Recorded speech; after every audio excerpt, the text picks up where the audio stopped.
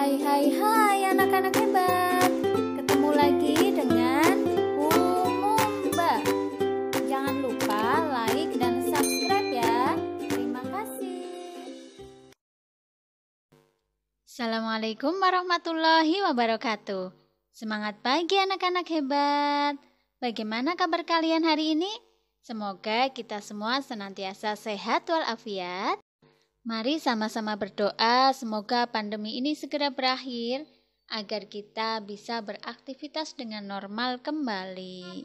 Anak-anak, sebelum mulai belajar, pastikan kalian sudah membantu orang tua menyiapkan peralatan untuk belajar yaitu buku dan alat tulis serta membaca doa. Oh iya, Bu Mumba ucapkan terima kasih buat kalian yang sudah subscribe, sudah setia menonton channel ini, dan selalu memberikan komentar dengan kata-kata yang baik dan sopan. Anak-anak, hari ini kita akan mempelajari tema 4, subtema 2, pembelajaran yang keempat.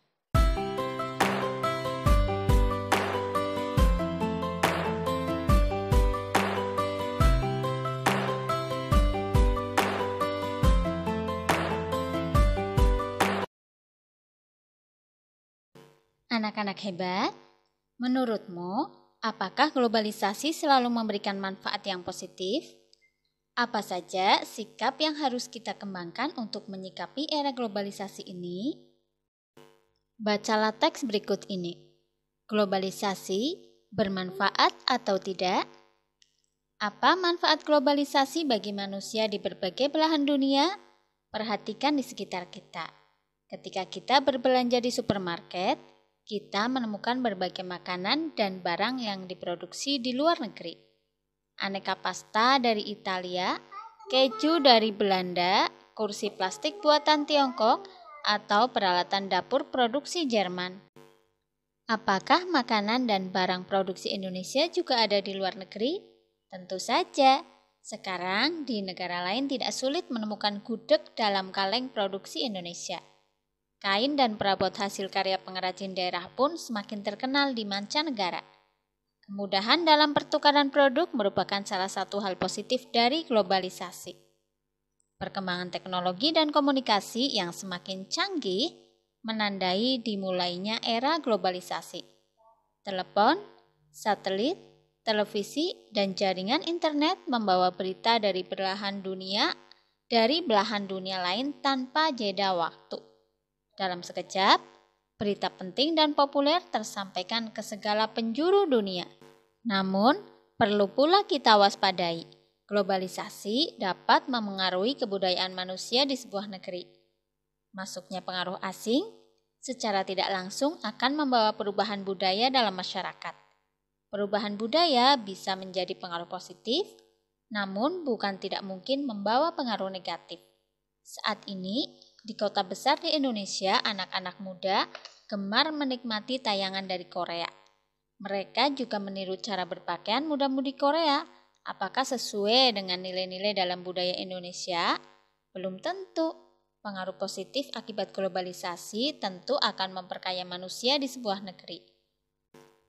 Namun, tanpa benteng nilai budaya yang kuat, tidak mustahil nilai luhur sebuah bangsa akan luntur akibat globalisasi. Anak-anak, berdasarkan teks yang sudah kita baca bersama, jawablah pertanyaan-pertanyaan berikut ini. Yang pertama, apa saja dampak positif dari globalisasi?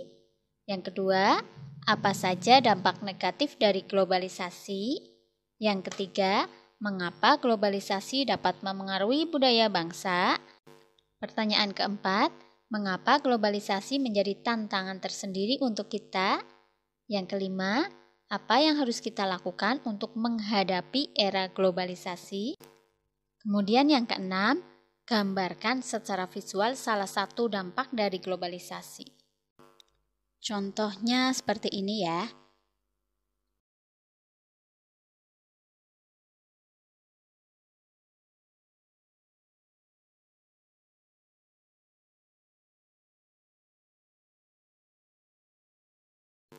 Anak-anak hebat, memegang teguh nilai luhur bangsa Itulah yang harus kita lakukan di era globalisasi ini.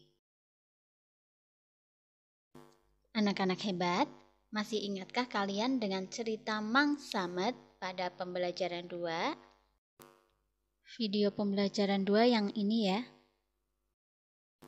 Nah, berdasarkan cerita Mang Samet tersebut, jawablah pertanyaan-pertanyaan berikut ini. Yang pertama, apa dampak dari usaha Mang Samet bagi warga sekitar? Yang kedua, mengapa usaha Mang Samet dapat meningkatkan perekonomian warga? Yang ketiga, apa dampak dari yang dilakukan Mang Samet terhadap Indonesia? Keempat, mengapa usaha Mang Samet dapat memperkuat perekonomian bangsa? Jelaskan. 5. Mengapa usaha Mang Samet bisa mengharumkan nama Indonesia? 6. Sikap berbagi apa yang bisa kita contoh dari Mang Samet? Di sini Bu Mumba tampilkan kembali cerita Mang Samet. Silakan kalian baca lagi.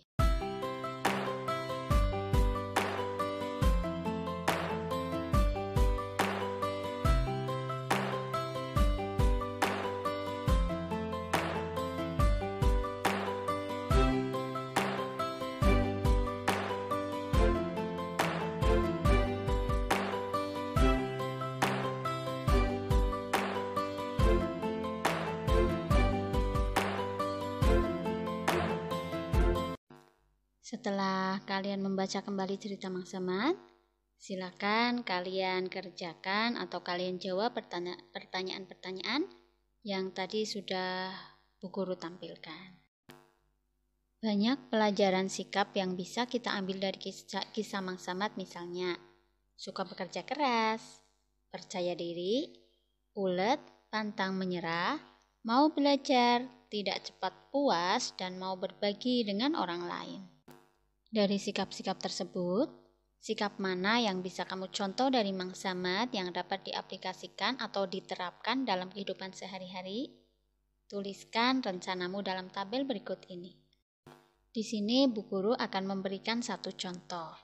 Sikap yang bisa kita contoh dari Mang Samet, misalnya suka bekerja keras. Kemudian, aplikasi dalam kehidupan kita sehari-hari yaitu belajar dengan giat. Anak-anak hebat, demikian tadi pembelajaran kita untuk hari ini. Semoga menjadi ilmu yang bermanfaat. Bu Guru ingatkan kembali, karena kondisi pandemi, silakan tetap di rumah, dan jika terpaksa keluar rumah, pakailah masker, sering cuci tangan, dan jaga jarak. Sampai jumpa pada video pembelajaran berikutnya. Wassalamualaikum warahmatullahi wabarakatuh.